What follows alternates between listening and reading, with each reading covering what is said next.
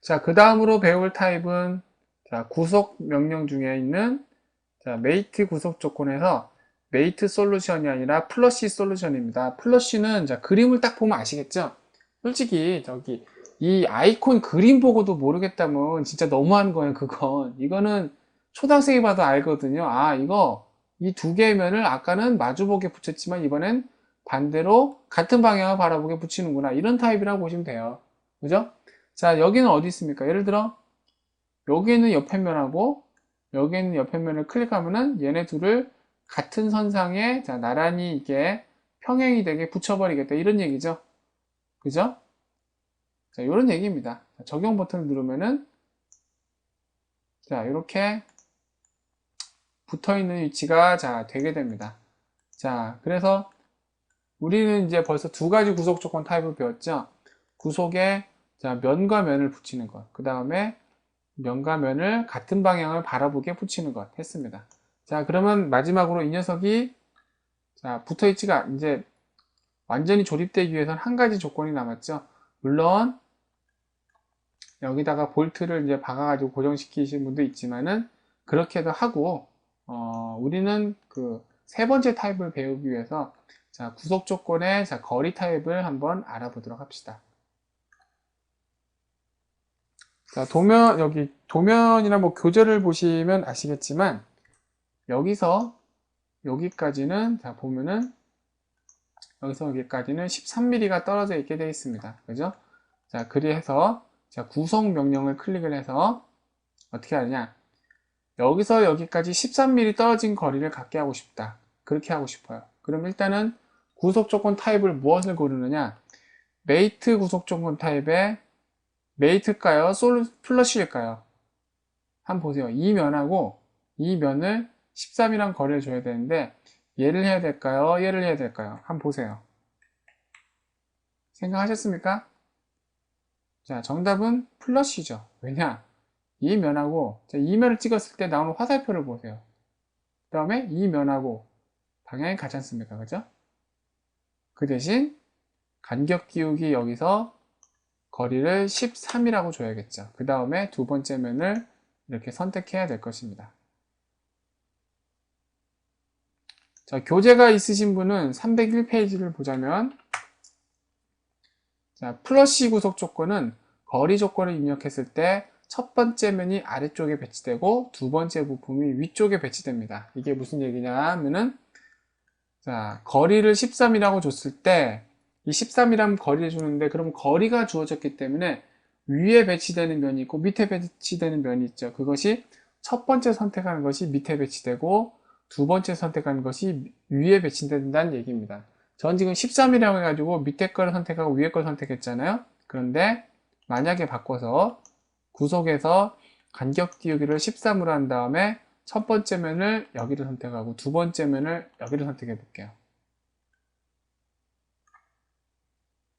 아, 제가 타입을 잘못했네요. 다시 구속에서 플러시라고 간격 띄우기로 13을 한 다음에 첫 번째 면을 여기, 두 번째 면을 여기를 해볼게요. 어때요?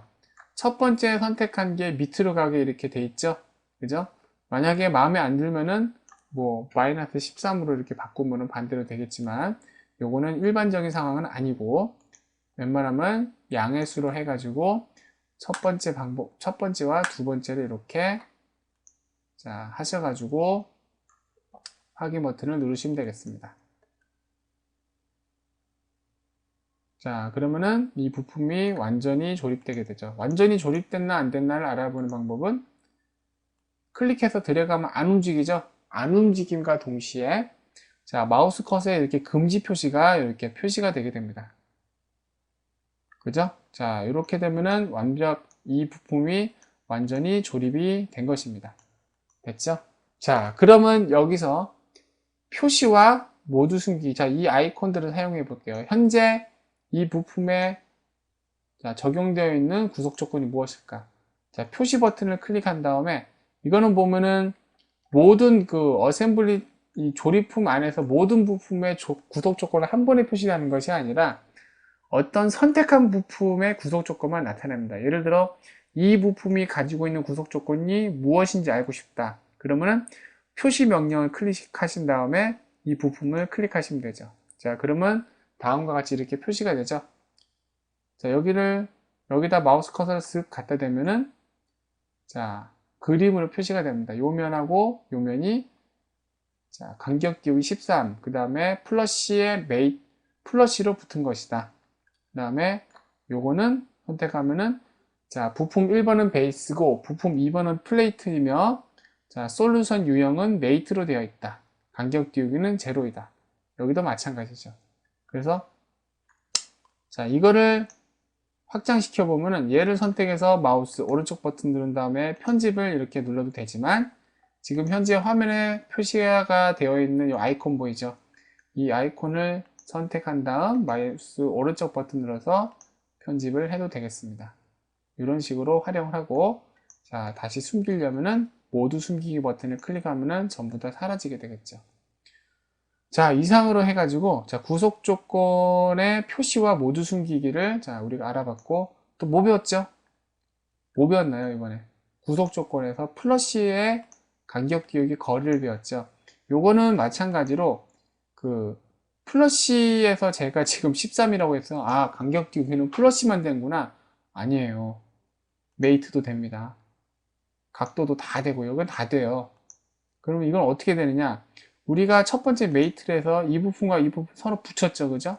근데 그 메이트를 편집을 해가지고 예를 들어 간격 띄우기를 10mm 주면은 어때요? 이 부분과 이 부분의 면과 이 면이 항상 10mm 떨어져 있는, 자, 그런 구속 조건을 가지게 되죠. 자, 다시 빵으로 돌려버리고 됐죠?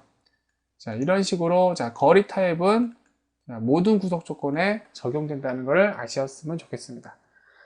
자, 그럼 여기까지 해서 플레이트 부품 조립해 봤고요. 자, 다음으로 상판 부품 조립하는, 다음 부품을 조립하는, 자, 과정을 넘어가 보도록 합시다.